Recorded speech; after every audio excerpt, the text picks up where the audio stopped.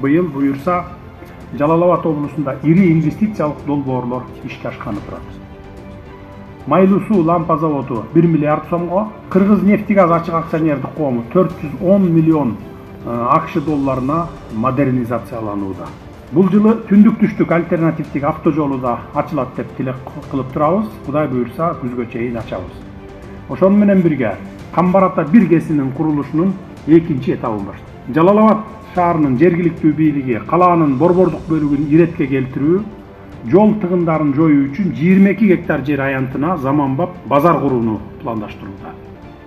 Мындан сырткары жакын аралыкта кытайлык инвесторлор менен бирге Жалал Абад шаарында жеңил жүк ташуучу унааларды чогулта турган завод ачууну көздөп турабыз. Албетте бул демилгелер ишке ашса, жергиликтүү бюджеттин кирешесин артып, жаңы жумуш орундарын түзөт.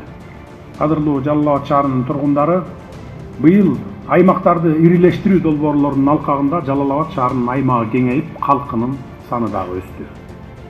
Ага ылайык өндүрүштү колдоо, жаңы жумуш орундарын түзүү, калктын социалдык жашоо деңгээлин жогорулатууга дагы басым жасап атабыз.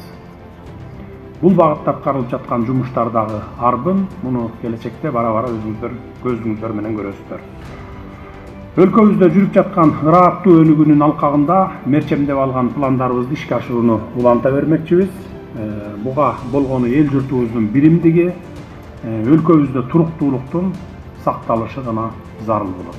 Кудай буюрса, 7 дубан эли бар Кыргызстаныбыз өнүккөн өлкөлөрдүн катарына кошулат. Буга биз сөз беребиз. Көңүл бурганыңыздар үчүн рахмат.